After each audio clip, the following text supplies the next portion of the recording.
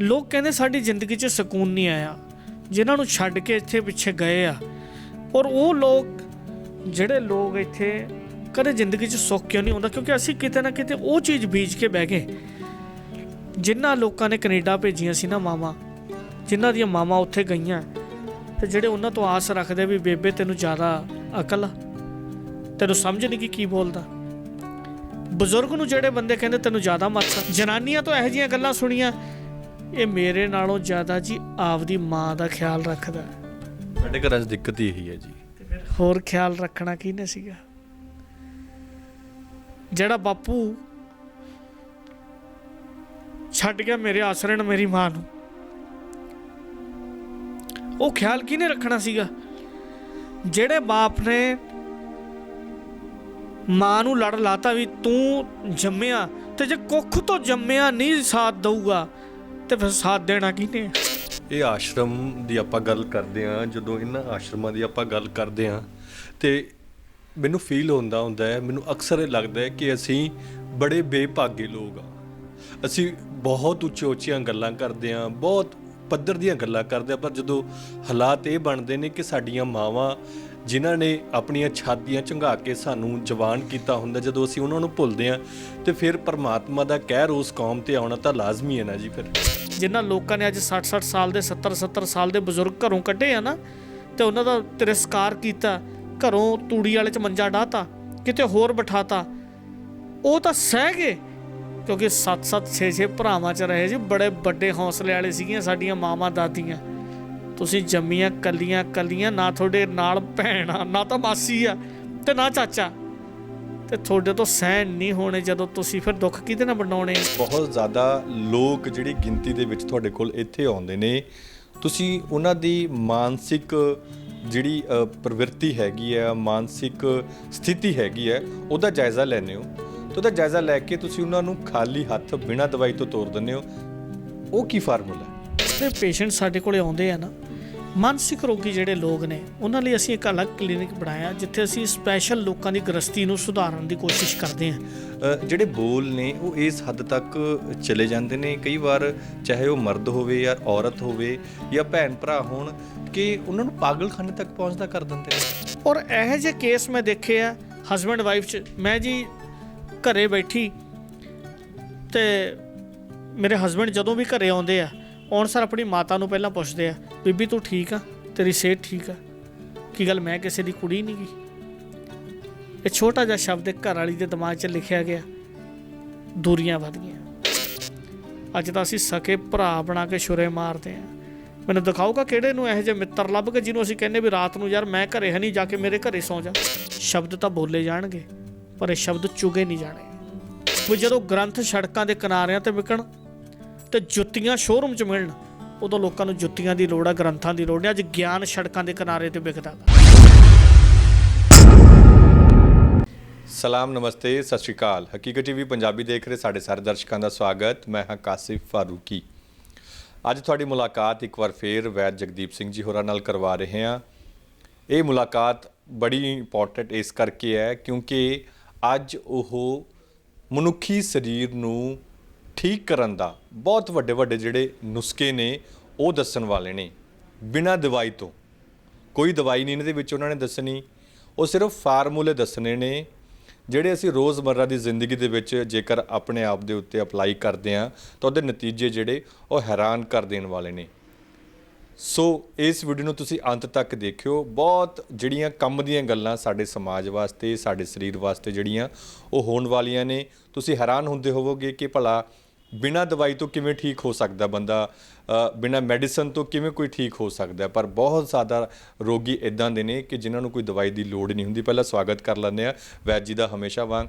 ਵੈਦ ਜੀ ਬਹੁਤ ਸਵਾਗਤ ਹੈ ਹਕੀਕਤ ਟੀਵੀ ਪੰਜਾਬੀ ਤੇ। ਫਰੂਕੀ ਸਾਹਿਬ ਬਹੁਤ ਧੰਨਵਾਦ ਤੁਹਾਡਾ, ਤੁਸੀਂ ਇਸ ਸਮਝਿਆ। ਔਰ ਸਾਰੀ ਦੁਨੀਆ ਸਰਬੱਤ ਦਾ ਭਲਾ ਸੱਚੇ ਪਾਤਸ਼ਾਹ ਕਿਰਪਾ ਕਰਨ, ਸਾਰੇ ਰੋਗ ਮੁਕਤ ਹੋ ਜਾਣ ਜੀ। ਜੀ ਵੈਦ ਜੀ, ਤੁਸੀਂ ਮੈਨੂੰ ਦੱਸ ਰਹੇ ਸੀ ਕਿ ਬਹੁਤ ਜ਼ਿਆਦਾ ਲੋਕ ਜਿਹੜੀ ਗਿਣਤੀ ਦੇ ਵਿੱਚ ਤੁਹਾਡੇ ਕੋਲ ਇੱਥੇ ਆਉਂਦੇ ਨੇ, ਤੁਸੀਂ ਉਹਨਾਂ ਦੀ ਮਾਨਸਿਕ ਜਿਹੜੀ ਪ੍ਰਵਿਰਤੀ ਹੈਗੀ ਹੈ, ਮਾਨਸਿਕ ਸਥਿਤੀ ਹੈਗੀ ਹੈ, ਉਹਦਾ ਜਾਇਜ਼ਾ ਲੈਂਦੇ ਹੋ। ਤੇ ਉਹਦਾ ਜਾਇਜ਼ਾ ਲੈ ਕੇ ਤੁਸੀਂ ਉਹਨਾਂ ਨੂੰ ਖਾਲੀ ਹੱਥ ਬਿਨਾਂ ਦਵਾਈ ਤੋਂ ਤੋਰ ਦਿੰਦੇ ਹੋ। ਉਹ ਕੀ ਫਾਰਮੂਲਾ ਹੈ?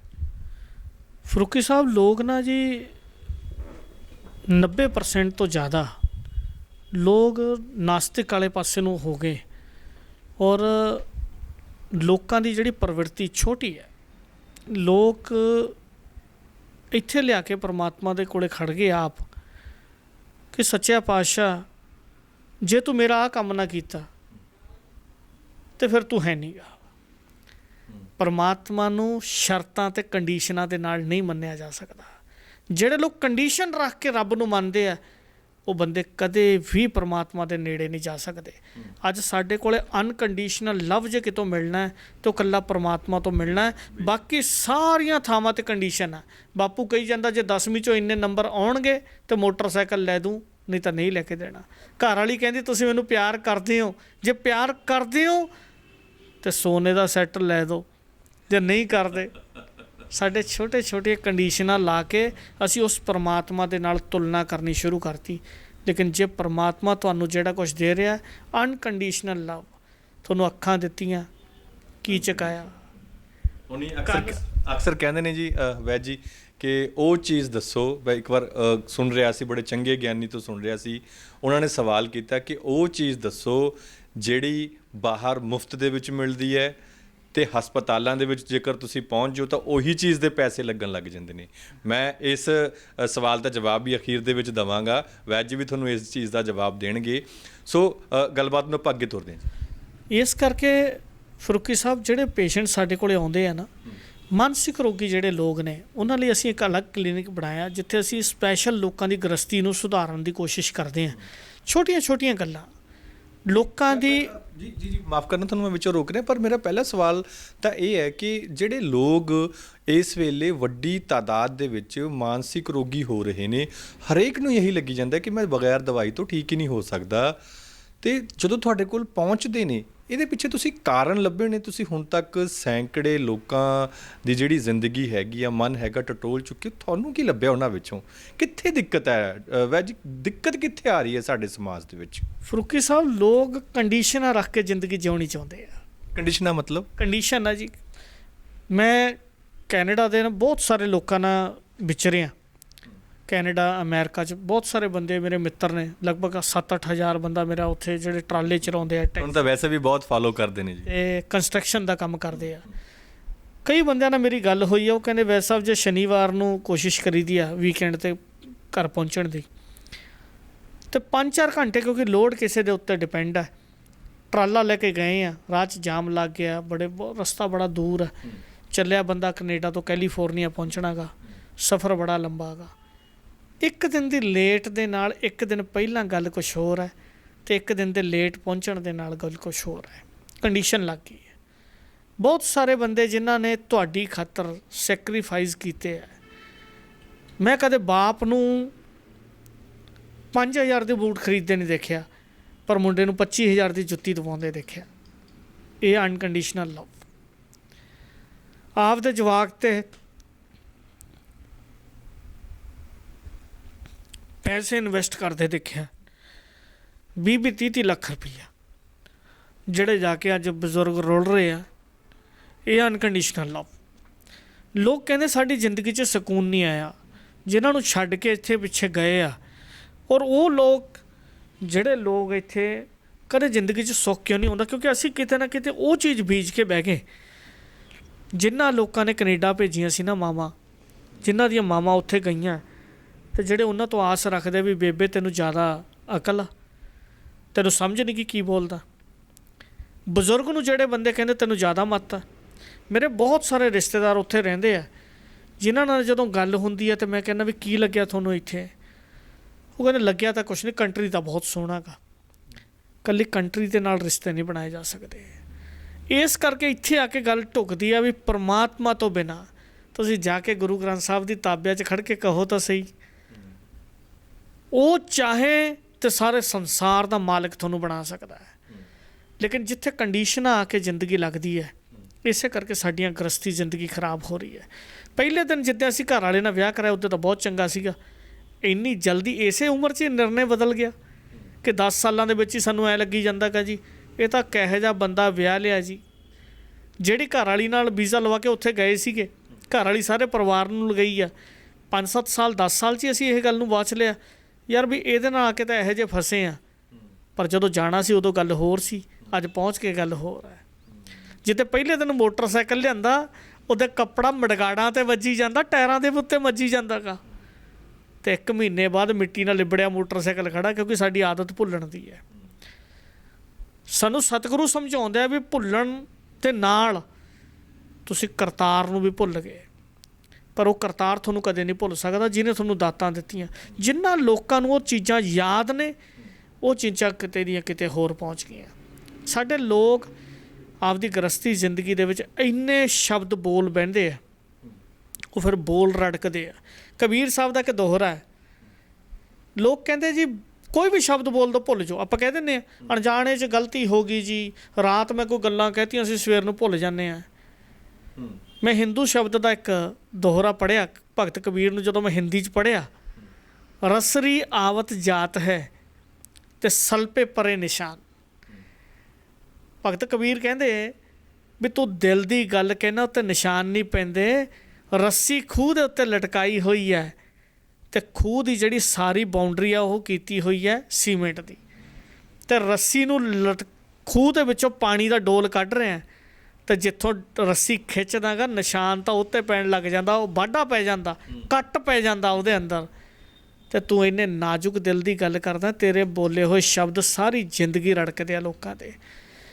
ਕਿਵੇਂ ਮਾਵਾਂ ਨੂੰ ਅਸੀਂ ਕਹਿ ਦਿੰਦੇ ਹਾਂ ਕਿ ਤੈਨੂੰ ਅਕਲ ਜ਼ਿਆਦਾ, ਤੂੰ ਉੱਥੇ ਸਿਰੇ ਹੋ ਕੇ ਨਹੀਂ ਬਹਿੰਦੀ। ਮੈਂ ਇਹੋ ਜਿਹੇ ਘਰਾਂ ਦੇ ਵਿੱਚ ਦੇਖੇ ਜਾ ਕੇ, ਜਿਹੜੀਆਂ ਮਾਵਾਂ ਕਹਿੰਦੀਆਂ ਪੁੱਤ ਮੇਰੇ ਘਰ ਦੇ ਵਿੱਚ ਉੱਚੀ ਆਵਾਜ਼ 'ਚ ਮੈਨੂੰ ਜੇ ਤੂੰ ਮਿਲਣਾ ਆ, ਉੱਚੀ ਆਵਾਜ਼ 'ਚ ਨਾ ਬੋਲੀ, ਕਿਤੇ ਮੇਰੇ ਪੁੱਤ ਅਤੇ ਨੂੰਹ ਨੂੰ ਨਾ ਸੁਣ ਜਾਏ।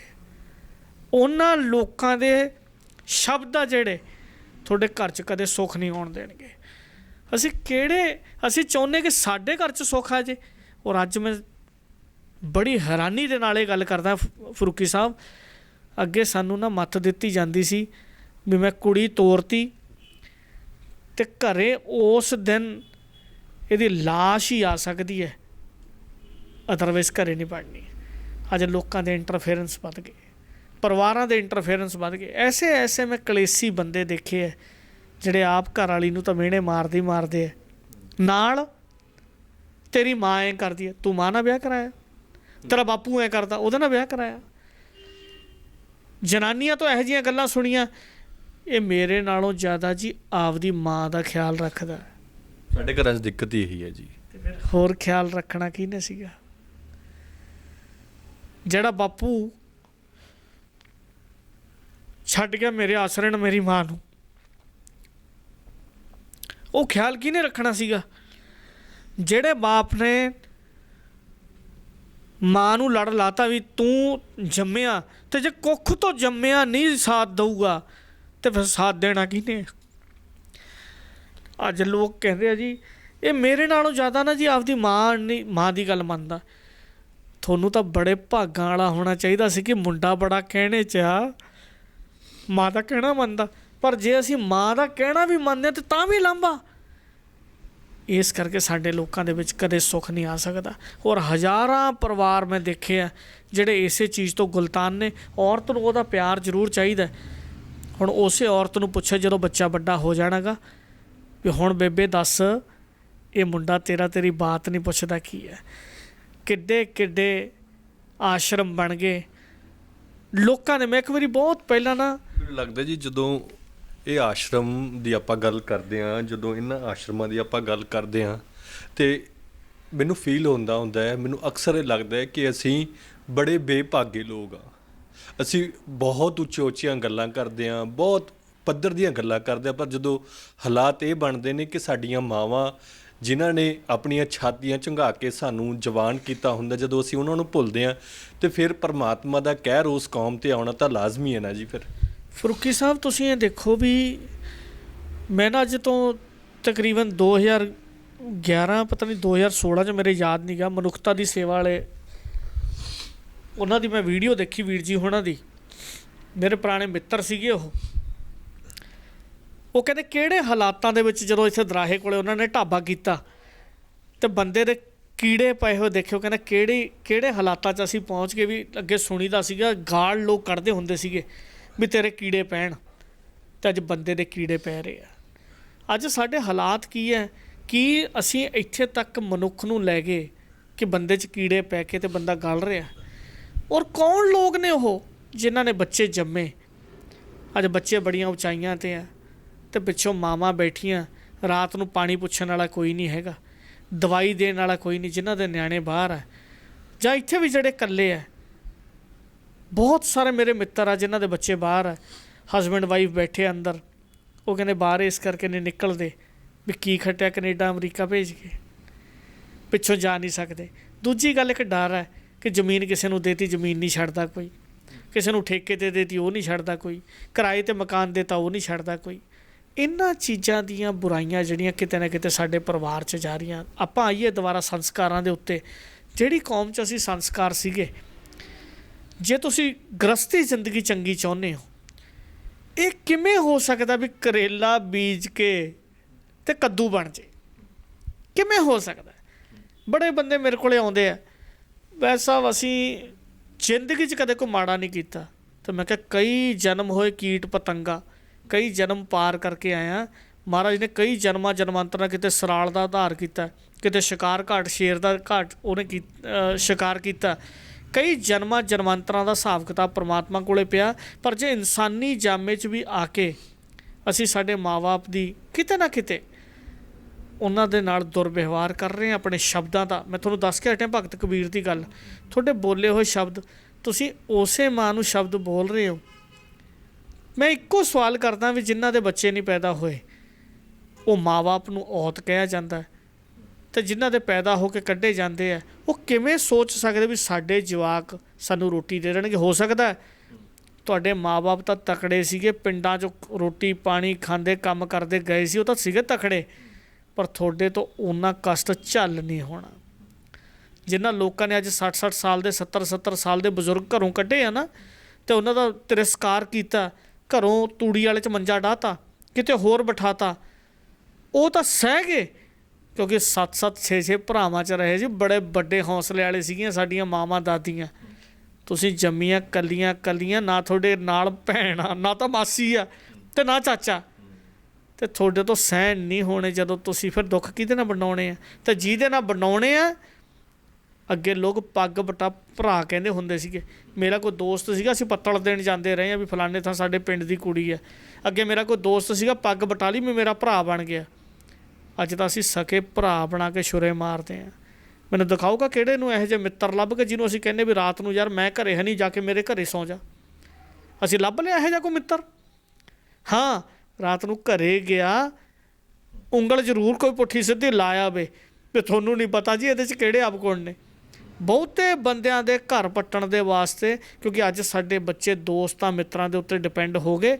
90% ਉਹ ਮਿੱਤਰ ਮਿਲ ਗਏ ਜਿਨ੍ਹਾਂ ਨੇ ਸਾਡਾ ਘਰ ਬਰਬਾਦ ਕਰਤਾ।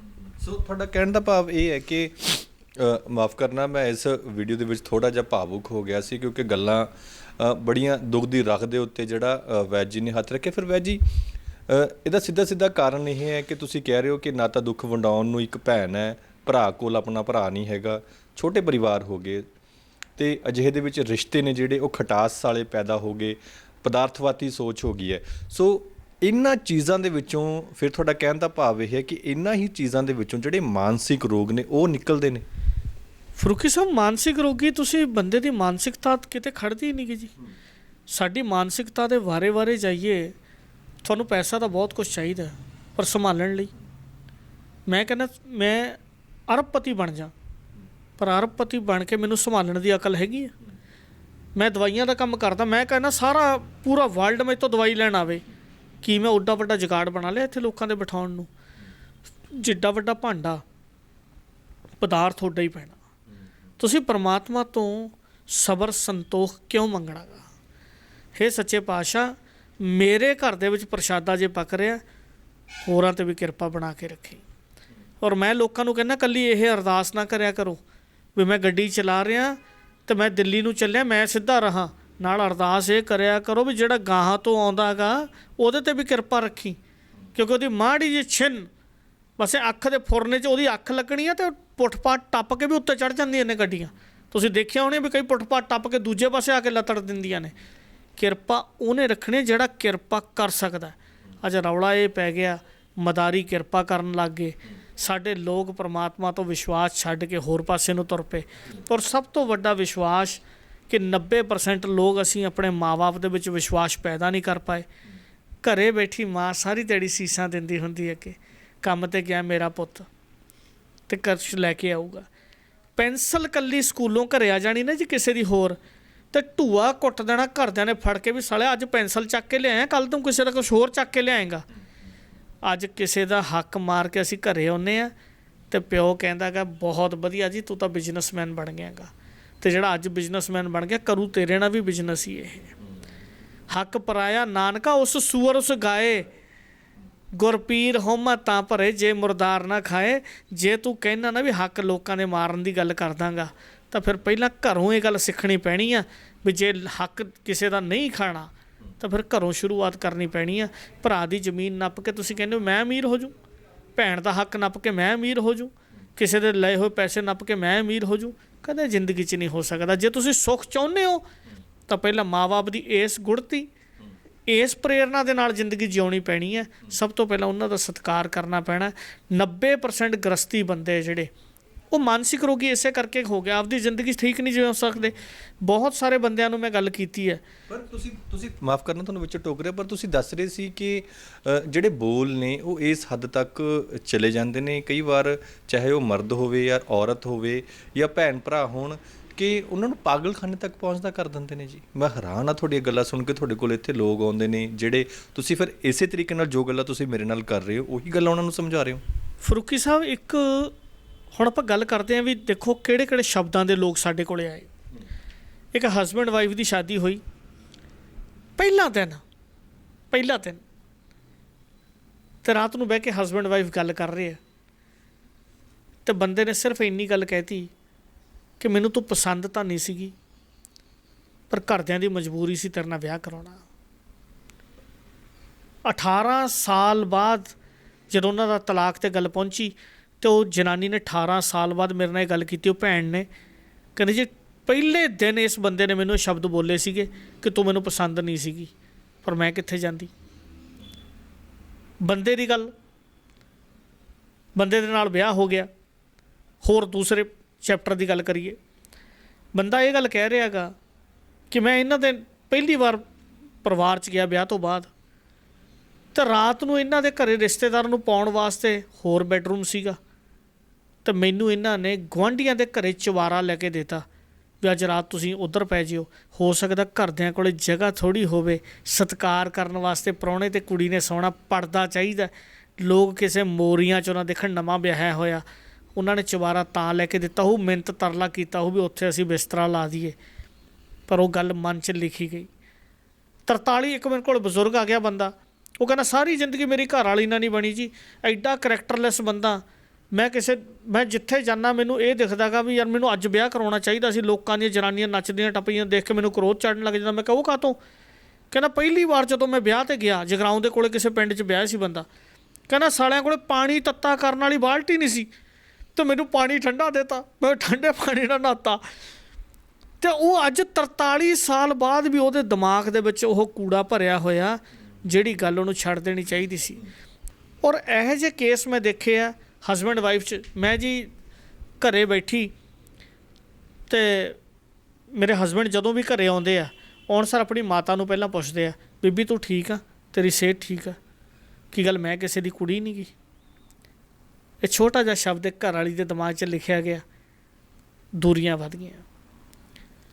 ਕਿਹੜੇ ਬੰਦੇ ਦੇ ਅੰਦਰ ਕਿਹੜੀ ਗੱਲ ਜਾ ਕੇ ਕੀ ਕੰਮ ਕਰ ਰਹੀ ਹੈ, ਇਹ ਸਮਝਣਾ ਬਹੁਤ ਔਖਾ ਹੈ। ਔਰ ਮੈਂ ਇਹੋ ਜਿਹੇ ਗ੍ਰਸਤੀ ਜ਼ਿੰਦਗੀਆਂ ਦੇ ਵਿੱਚ ਲੋਕ ਖਰਾਬ ਹੁੰਦੇ ਦੇਖੇ ਆ, ਜਿਹੜੇ ਕਹਿੰਦੇ ਜੀ ਘਰ ਤੋਂ ਬਾਹਰ, ਮੈਂ ਕਹਿੰਦਾ ਜੀ ਤੋਤੇ ਉਡਾਉਂਦੇ ਆ, ਇੰਨੇ ਖੁਸ਼ ਆ ਬਾਈ ਜੀ ਬਾਹਰ ਜਿਹੜਾ ਬੰਦਾ ਮਿਲਦਾ ਉਹ ਕਹਿੰਦਾ ਯਾਰ ਇਹੋ ਜਿਹਾ ਬੰਦਾ ਹੀ ਨਹੀਂ, ਪਰ ਘਰ ਦੀ ਵੱਟ ਟੱਪਣ ਸਾਰ ਡਾਕਟਰ ਸਾਹਿਬ ਇਹੋ ਜਿਹਾ ਔਰਾ ਦਿਮਾਗ 'ਚ ਚੱਲਦਾ, ਵੈਦ ਸਾਹਿਬ ਇਹੋ ਜਿਹੇ ਸ਼ਬਦ ਸੁਣਨੇ ਪੈਂਦੇ ਆ ਜਿਹੜੇ ਕਦੇ ਸੋਚੇ ਨਹੀਂ। ਮੈਂ ਇਹੋ ਜਿਹੇ ਵੀ ਬੰਦੇ ਦੇਖੇ ਆ, ਉਹ ਕਹਿੰਦੇ ਘਰ ਤੋਂ ਬਾਹਰ ਭਾਈ ਜੀ 1 ਸਾਲ ਰਹਿਣ ਨੂੰ ਬਿਲਕੁਲ ਤਿਆਰ ਹਾਂ, ਪਰ ਘਰੇ ਵੜਦੇ ਹੀ ਕ੍ਰੋਧ, ਲੜਾਈ। ਇੱਕ ਬੰਦੇ ਦਾ ਕੈਨੇਡਾ ਤੋਂ ਫੋਨ ਆਇਆ, ਉਹ ਮੈਂ ਉਹਦੀ ਗੱਲ ਸੁਣ ਕੇ ਨਾ ਜੀ ਬਹੁਤ ਰੋਇਆ ਵੀਰ ਜੀ।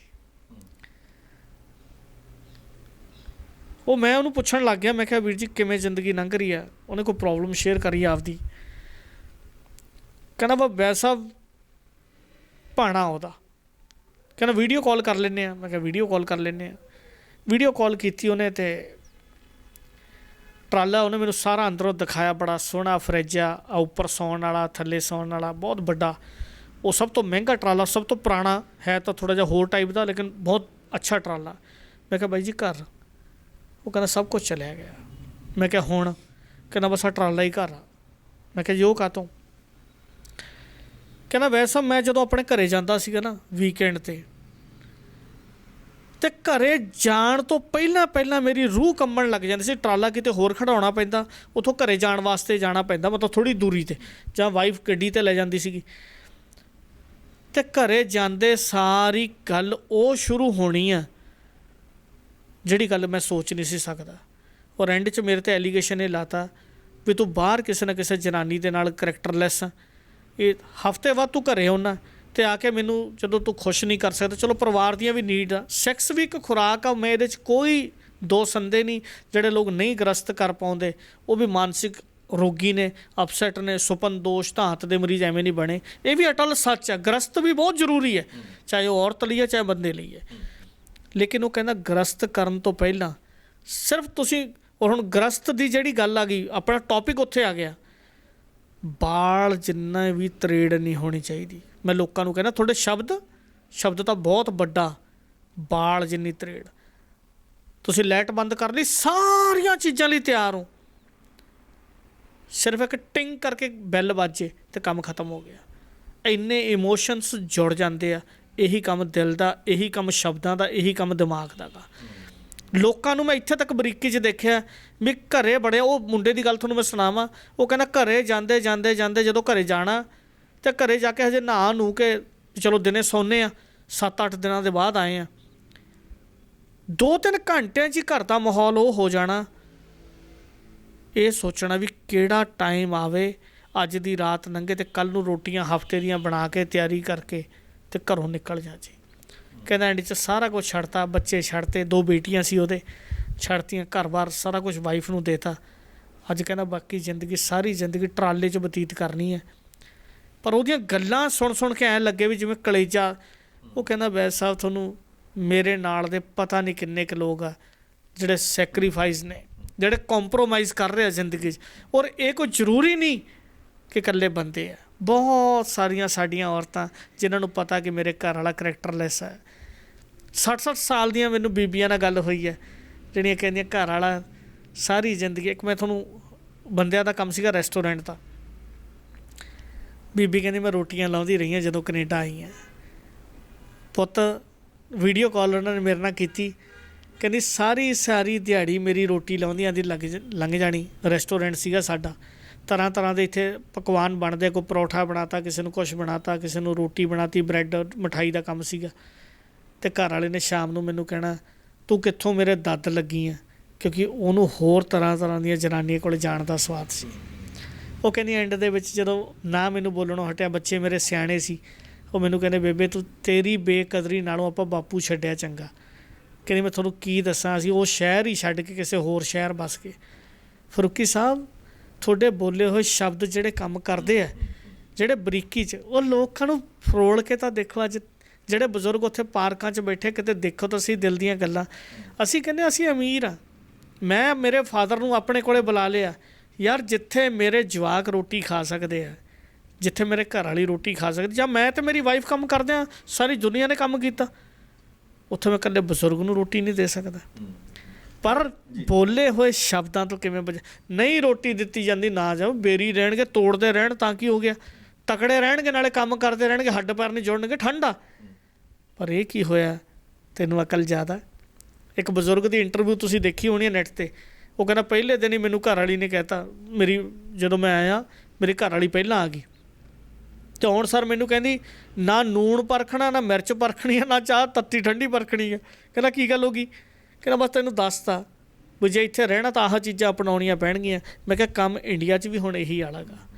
ਅੱਜ ਸਾਡੀਆਂ ਮਾਵਾਂ ਗੋਹਾ ਚੱਕ ਕੇ ਪਾਲਦੀਆਂ ਰਹੀਆਂ ਸਾਨੂੰ, ਦੁੱਧ ਦੇ ਬਣਾ ਕੇ ਪਿੰਨੇ, ਚਾਟੀ ਦਾ ਪਿਆ ਕੇ ਦੁੱਧ ਸਾਨੂੰ, ਤਕੜੇ ਕੀਤਾ ਸੀਗਾ। ਲੋੜ ਤਾਂ ਸੀਗਾ ਬੇਬੇ ਦੇ ਹੁਣ ਗੋਡੇ ਘੁੱਟਣ ਦੀ ਵੀ ਮਾਤਾ ਤੇਰੇ ਹੱਥਾਂ ਕਰਕੇ, ਤੇਰੇ ਹੱਥਾਂ ਨੇ ਪਾਲੇ ਹੋਏ ਤੇ ਅਸੀਂ ਕੈਨੇਡਾ ਅਮਰੀਕਾ ਤੇ ਕਿਹੜੇ ਕਿਹੜੇ ਮੁਲਕਾਂ 'ਚ ਪਹੁੰਚ ਗਏ। ਅੱਜ ਲੋੜ ਆ ਬਿਰਧ ਆਸ਼ਰਮਾਂ 'ਚ ਜਾ ਕੇ ਉਹਨਾਂ ਬੀਬੀਆਂ ਨੂੰ ਦੇਖਣ ਦੀ। ਇੱਕ ਮਾਤਾ ਦੀ ਇੰਟਰਵਿਊ ਸ਼ਾਇਦ ਤੁਸੀਂ ਸਾਰੇ ਲੋਕਾਂ ਨੇ ਸੁਣੀ ਹੋਣੀ ਹੈ। ਬਹੁਤ ਮਾਸੂਮ ਬੇਬੇ ਕਹਿ ਰਹੀ ਹੈ ਕਿ ਪੁੱਤ ਮੋਦੀ ਹੁਣ ਹਾਰੂਗਾ, ਐਂ ਤਾਂ ਨਹੀਂ ਵੀ ਮੋਦੀ ਦੀ ਮਰਜ਼ੀ ਚੱਲ ਜੂਗੀ ਵੀ ਆਪਣੀ ਮਰਜ਼ੀ ਨਾਲ ਇੱਥੋਂ ਜਿੱਤ ਕੇ ਚਲਿਆ ਜਾਊ। 70 80 ਸਾਲ ਦੀਆਂ ਮਾਵਾਂ ਉੱਥੇ ਬੈਠੀਆਂ, ਅੱਜ ਵੀ ਇਸ ਆਸ 'ਤੇ ਬੈਠੀਆਂ ਤੇ ਉੱਥੇ ਬੈਠੀਆਂ ਧਰਨੇ 'ਤੇ, ਤਾਂ ਵੀ ਸਾਡੇ ਲਈ ਗਰਮ ਪ੍ਰਸ਼ਾਦਾ ਪਕਾਈ ਜਾਂਦੀਆਂ ਵੀ ਮੇਰੇ ਪੁੱਤ, ਮੇਰੇ ਸੰਸਾਰ ਦੇ ਲੋਕ, ਸਰਬੱਤ ਦੇ ਭਲੇ ਮੰਗਣ ਵਾਲੇ ਤੇ ਸੜਕਾਂ 'ਤੇ ਬਹਿ ਕੇ ਵੀ ਸਾਡੀ ਖਾਤਰ ਪ੍ਰਸ਼ਾਦਾ ਪਕਾਉਣ ਵਾਲੀ ਆ। ਤਾਂ ਫਿਰ ਵੈਦ ਜੀ ਆਖਿਰ ਦੇ ਵਿੱਚ 1-2 ਮਿੰਟਾਂ ਦੇ ਵਿੱਚ ਹੁਣ ਬਹੁਤ ਗੱਲਾਂ ਹੋ ਗਈਆਂ, ਬੜਾ ਮਨ ਭਾਵੁਕ ਹੈ ਮੇਰਾ ਵੀ। ਮੈਂ ਇਨਸਾਨ, ਪੱਤਰਕਾਰ ਬਾਅਦ ਦੇ ਵਿੱਚ ਆ, ਪਹਿਲਾਂ ਮੈਂ ਇਨਸਾਨ ਹਾਂ। ਸੋ ਇਸ ਤਰ੍ਹਾਂ ਦੇ ਬੋਲਾਂ ਤੋਂ, ਇਸ ਤਰ੍ਹਾਂ ਦੀ ਸਮੱਸਿਆ ਤੋਂ, ਇਸ ਤਰ੍ਹਾਂ ਦੇ ਜਿਹੜੇ ਜਜ਼ਬਾਤ ਹੈਗੇ ਨੇ, ਅਸੀਂ ਕਿਸੇ ਦਾ ਦਿਲ ਨਾ ਦੁਖਾਈਏ, ਅਸੀਂ ਕਿਸੇ ਦਾ ਜ਼ਹਿਨ ਨਾ ਬਦਲੀਏ, ਕਿਸੇ ਨੂੰ ਮਾਨਸਿਕ ਰੋਗੀ ਵਾਲੇ ਪਾਸੇ ਨੂੰ ਨਾ ਤੋਰੀਏ। ਤੇ ਫਿਰ ਤੁਹਾਡੇ ਕੋਲ ਕਿਹੜਾ ਕੁ ਫਾਰਮੂਲਾ? ਬਹੁਤ ਥੋੜ੍ਹਾ ਸਮਾਂ ਰਹਿ ਗਿਆ, ਬਹੁਤ ਘੱਟ ਸਮੇਂ ਦੇ ਵਿੱਚ ਤੁਸੀਂ ਸਾਨੂੰ ਦੱਸੋ ਕਿ ਘਰਾਂ ਦਾ ਮਾਹੌਲ ਕਿੱਦਾਂ ਦਾ ਹੋਣਾ ਚਾਹੀਦਾ ਹੈ, ਮਾਨਸਿਕ ਰੋਗਾਂ ਤੋਂ ਬਚਿਆ ਕਿਵੇਂ ਜਾ ਸਕਦਾ। ਫਿਰ ਤੁਸੀਂ ਇਸ ਤਰ੍ਹਾਂ ਦੀਆਂ ਗੱਲਾਂ ਉਹਨਾਂ ਨੂੰ ਜਿਹੜਾ ਦੇ ਕੇ ਤੋਰਦੇ ਹੋ ਬਗੈਰ ਦਵਾਈ ਤੋਂ, ਮੈਨੂੰ ਲੱਗਦਾ ਜਿਹੜਾ ਤੁਹਾਡੇ ਕੋਲ ਆਉਂਦਾ। ਫਿਰ ਫਰੂਕੀ ਸਾਹਿਬ, ਮੈਂ ਗੁਰੂ ਨਾਨਕ ਸਾਹਿਬ ਦੀ ਗੱਲ ਨਾ ਇੱਕ ਲੋਕਾਂ ਨੂੰ ਕਹਿਣਾ ਵੀ ਲੜ ਬੰਨ੍ਹ ਲਓ। ਪਹਿਲੀ ਗੱਲ ਤਾਂ ਗੁਰੂ ਨਾਨਕ ਸਾਹਿਬ ਨੇ ਸਾਨੂੰ ਸਿਖਾਇਆ ਵੀ ਹਮ ਨਹੀਂ ਚੰਗੇ ਬੁਰਾ ਨਹੀਂ ਕੋਈ। ਦੂਸਰੀ ਗੱਲ, ਇੱਕ ਗੱਲ ਲੜ ਬੰਨ੍ਹ ਲਓ ਕਿ ਪੂਰੇ ਸਰੀਰ ਦੇ ਸਾਰੇ ਅੰਗਾਂ 'ਤੇ ਢੱਕਣ ਲਾਇਆ ਅਤੇ ਪਰਮਾਤਮਾ ਨੇ ਕੰਨਾਂ ਨੂੰ ਢੱਕਣ ਨਹੀਂ ਲਾਇਆ। ਅੱਖਾਂ ਖੋਲ੍ਹਣੀਆਂ ਨੇ ਜ਼ੋਰ, ਨੱਕ ਨਾਲ ਸੁੰਘਣਾ ਗਾ ਤਾਂ ਜ਼ੋਰ, ਮੂੰਹ ਨੂੰ ਖੋਲ੍ਹਣਾ ਗਾ ਤਾਂ ਜ਼ੋਰ, ਹਰ ਚੀਜ਼ ਵਾਸਤੇ ਜ਼ੋਰ ਹੈ, ਪਰ ਕੰਨਾਂ ਦੇ ਅੰਦਰ ਕੋਈ ਢੱਕਣ ਨਹੀਂ ਲਾਇਆ। ਇਸ ਕਰਕੇ ਪਰਮਾਤਮਾ ਕਹਿੰਦੇ ਵੀ ਤੂੰ ਇਕੱਲੀ ਸੁਣਨ ਦੀ ਸ਼ਮਤਾ ਰੱਖ ਅਤੇ ਸੁਣ ਕੇ ਬੋਲਣ ਵਾਸਤੇ ਵੀ ਟਾਈਮ ਨੂੰ ਦੇਖ ਕੇ ਬੋਲੀ, ਸਮਾਂ ਵਾਚ ਲਈ, ਪਹਿਲਾਂ ਪਰਖ ਕਰ ਲਈ ਕਦੋਂ ਬੋਲਣਾ ਗਾ। ਜਿਹੜੇ ਲੋਕ ਅਨਸੈਸਰੀ ਸ਼ਬਦ ਬੋਲਦੇ ਆ ਔਰ ਜਿਨ੍ਹਾਂ ਨੇ ਬੋਲੇ ਆ, ਆ ਬੋਲ ਕਬੋਲ ਨੇ ਇਕੱਲੇ। ਹਸਬੈਂਡ ਵਾਈਫ ਦੀ ਲੜਾਈ ਹੋ ਗਈ, ਤੀਜੀ ਐਵੇਂ ਟੰਗ ਅੜਾ ਲਈ ਸਹੁਰੇ ਨੇ, ਸੱਸ ਨੇ, ਤੀਜੇ ਨੇ ਮਾਂ ਪਿਓ ਨੇ ਟੰਗ ਅੜਾ ਲਈ। ਮਾਂ ਪਿਓ ਨੂੰ ਤਾਂ ਸਮਝਾਉਣਾ ਸੀਗਾ, ਜਿਹਨੇ ਟੰਗ ਅੜਾ ਲਈ ਹਸਬੈਂਡ ਵਾਈਫ ਨੇ ਫਿਰ ਇੱਕੋ ਜਿਹੇ ਹੋ ਜਾਣਾ ਗਾ। ਪਰ ਜਿਹੜੇ ਵਿੱਚ ਬੋਲਣਗੇ, ਉਹਨਾਂ ਦੇ ਬੋਲੇ ਹੋਏ ਸ਼ਬਦ ਸਾਰੀ ਜ਼ਿੰਦਗੀ ਰੜਕੀ ਜਾਂਦੇ ਆ। ਮੇਰੀ ਤੇਰੇ ਨਾਲ ਲੜਾਈ ਤਾਂ ਆਪਾਂ ਤਾਂ ਇੱਕੋ ਜਿਹੇ ਹੋ ਗਏ, ਹਸਬੈਂਡ ਵਾਈਫ ਦੀ ਕਾਹਦੀ ਲੜਾਈ ਹੈ। 90% ਲੋਕ ਅੱਜ ਬੱਚਿਆਂ ਨੂੰ ਇਹ ਗੱਲ ਦੀ, ਛੋਟੇ 25-25 ਸਾਲ ਦੇ ਮੁੰਡੇ ਕੁੜੀਆਂ ਦੇ ਫੋਨ ਨੇ। ਮੇਰਾ ਜੀ 6 ਮਹੀਨੇ ਪਹਿਲਾਂ ਵਿਆਹ ਹੋਇਆ ਗਾ ਜੀ, ਇਹ ਮੈਨੂੰ ਬੋਲਦੀ ਆ, ਫਲਾਨਾ ਕਰਦੀ ਆ, ਧਮਕਾ ਕਰਦੀ ਆ। ਮੇਰੀ ਮਦਰ ਜੇ ਫੋਨ ਆਉਂਦੀ ਆ, ਉਹ ਕਹਿੰਦੀ ਤੂੰ ਆਪਣੀ ਮਾਂ ਨਹੀਂ ਸੌਂ ਜਾ ਕਰ, ਸ਼ਬਦ ਵਰਤ ਰਹੀ ਹੈ ਘਰ ਵਾਲੀ। ਅਤੇ ਜੇ ਉਹ ਮੁੰਡਾ ਕਹਿੰਦਾ ਗਾ ਵੀ ਮੇਰੀ ਸੱਸ ਦਾ ਫੋਨ ਆ ਗਿਆ, ਉਹ ਕਹਿੰਦਾ ਜੇ ਤੇ ਇੰਨੀ ਸਿਆਣੀ ਸੀ ਫਿਰ ਤੈਨੂੰ ਵਿਆਹ ਕਾਹਤੋਂ ਦਿੱਤਾ। ਸ਼ਬਦ ਤਾਂ ਬੋਲੇ ਜਾਣਗੇ ਪਰ ਇਹ ਸ਼ਬਦ ਚੁਗੇ ਨਹੀਂ ਜਾਣੇ। ਇਸ ਕਰਕੇ ਲੋਕਾਂ ਨੂੰ ਬੇਨਤੀ ਹੈ ਕਿ ਜਿਹੜੀ ਲੋਕ ਤੁਸੀਂ ਗੱਲ ਕਰਦੇ ਹੋ, ਅੱਛੀ ਗ੍ਰਸਤੀ ਜ਼ਿੰਦਗੀ ਅਗਰ ਤੁਸੀਂ ਚਾਹੁੰਦੇ ਹੋ ਤਾਂ ਪਹਿਲਾਂ ਤੁਸੀਂ ਇਹ ਗੱਲ ਸਮਝ ਲਓ ਵੀ ਕਿਹੜਾ ਸ਼ਬਦ ਬੋਲਣਾ, ਔਰ ਸਾਰੀ ਜ਼ਿੰਦਗੀ ਤੁਹਾਡੇ ਘਰ 'ਚ ਖੁਸ਼ੀਆਂ ਆਉਣ। ਇਹ ਸਰਟੀਫਿਕੇਟ ਦਿੱਤਾ ਕਿਹਨੇ ਤੁਹਾਨੂੰ ਵੀ ਤੁਸੀਂ ਸਾਰੀ ਜ਼ਿੰਦਗੀ ਅਮੀਰ ਰਹਿਣਾ? ਤੁਹਾਨੂੰ ਸਰਟੀਫਿਕੇਟ ਕੌਣ ਦਿੰਦਾ?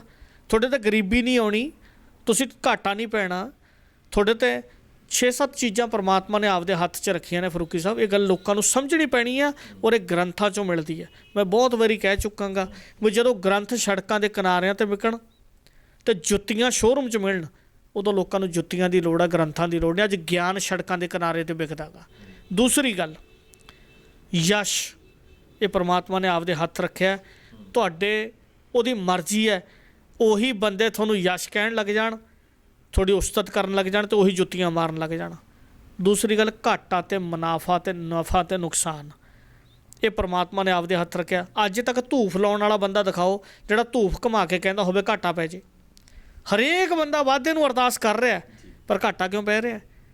ਇਹ ਪਰਮਾਤਮਾ ਨੇ ਆਪਦੇ ਹੱਥ ਰੱਖਿਆ। ਚੰਗਾ ਪਰਿਵਾਰ ਮਿਲ ਜਾਣਾ, ਇਹ ਵੀ ਪਰਮਾਤਮਾ ਨੇ ਰੱਖਿਆ। ਬਹੁਤ ਸਾਰੇ ਬੰਦੇ ਮੈਂ ਰੰਗ ਬਦਲਦੇ ਦੇਖੇ ਗਿਰਗਿਟਾਂ ਵਾਂਗੂ। ਚੌਥੀ ਚੀਜ਼, ਚੰਗੇ ਮਾਂ-ਬਾਪ। ਬਹੁਤ ਕਿਤੇ ਕਿਰਪਾ ਹੋਵੇ ਤੁਹਾਡੇ ਮਾਂ-ਬਾਪ ਇਹੋ ਜਿਹੇ ਮਿਲ ਜਾਣ ਜਿਹੜੇ ਤੁਹਾਨੂੰ, ਔਰ ਸਭ ਤੋਂ ਵੱਡੀ ਗੱਲ ਮੈਂ ਮਾਂ-ਬਾਪ ਦੀ ਇਸ ਕਰਕੇ ਕਰਦਾ, ਕੋਈ ਦੁਨੀਆ ਦਾ ਬੰਦਾ ਕਿਸੇ ਤੋਂ ਹਾਰਨਾ ਨਹੀਂ ਚਾਹੁੰਦਾ। ਇਕੱਲਾ ਇੱਕ ਪਿਓ ਆ ਜਿਹੜਾ ਸਾਰੀ ਦੁਨੀਆ ਤੋਂ ਜਿੱਤਣਾ ਚਾਹੁੰਦਾ ਹੈ ਅਤੇ ਆਪਦੇ ਬੱਚੇ ਤੋਂ ਹਾਰਨਾ ਚਾਹੁੰਦਾ ਹੈ। ਜਿਨ੍ਹਾਂ ਨੂੰ ਆਹ ਗੱਲ ਨਾ ਸਮਝ ਆਈ, ਫਿਰ ਕੁਛ ਨਹੀਂ ਸਮਝ ਆ ਸਕਦਾ। ਬਹੁਤ ਬਹੁਤ ਸ਼ੁਕਰੀਆ ਜੀ ਸਾਰੀ ਗੱਲਬਾਤ ਦੇ ਲਈ। ਸੋ ਇਹ ਸਨ ਵੈਦ ਜਗਦੀਪ ਸਿੰਘ, ਜਿਨ੍ਹਾਂ ਨੇ ਆਪਣੇ ਮਨ ਦੀਆਂ ਗੱਲਾਂ ਅੱਜ ਤੁਹਾਡੇ ਨਾਲ ਕੀਤੀਆਂ ਨੇ ਤੇ ਦੱਸਿਆ ਕਿ ਬਹੁਤ ਸਾਰੇ ਰੋਗਾਂ ਦਾ ਜਿਹੜਾ ਇਲਾਜ ਹੈਗਾ ਉਹ ਗੱਲਾਂ ਨਾਲ ਹੀ ਕਰ ਦਿੰਦੇ ਨੇ। ਇੱਥੇ ਉਹਨਾਂ ਨੂੰ ਦਵਾਈਆਂ ਦੀ ਜ਼ਰੂਰਤ ਹੀ ਨਹੀਂ ਰਹਿੰਦੀ। ਬਗੈਰ ਦਵਾਈ ਤੋਂ ਅਸੀਂ ਇਸ ਕਰਕੇ ਕਹਿ ਰਹੇ ਸੀ ਕਿਉਂਕਿ ਇਹਨਾਂ ਗੱਲਾਂ ਦੇ ਵਿੱਚ ਦਵਾਈ ਉੱਥੇ ਕੰਮ ਜਿਹੜੀ ਹੈ ਉਹ ਨਹੀਂ ਕਰਦੀ। ਸ਼ੁਰੂਆਤ ਦੇ ਵਿੱਚ ਮੈਂ ਇੱਕ ਸਵਾਲ ਵੀ ਜਿਹੜਾ ਛੱਡਿਆ ਸੀ ਵੀਡੀਓ ਦੇ ਵਿੱਚ ਵੀ, ਉਹ ਕਿਹੜੀ ਚੀਜ਼ ਹੈਗੀ ਹੈ ਜਿਹੜੀ ਬਾਹਰ ਕੁਦਰਤ ਨੇ ਸਾਨੂੰ ਮੁਫਤ ਦਿੱਤੀ ਹੋਈ ਹੈ ਤੇ ਜਦੋਂ ਅਸੀਂ ਹਸਪਤਾਲ ਦੇ ਵਿੱਚ ਪਹੁੰਚ ਜਾਂਦੇ ਹਾਂ ਤਾਂ ਉਹਦਾ ਮੁੱਲ ਲੱਗਣਾ ਸ਼ੁਰੂ ਹੋ ਜਾਂਦਾ ਹੈ। ਉਹ ਸੀ ਆਕਸੀਜਨ।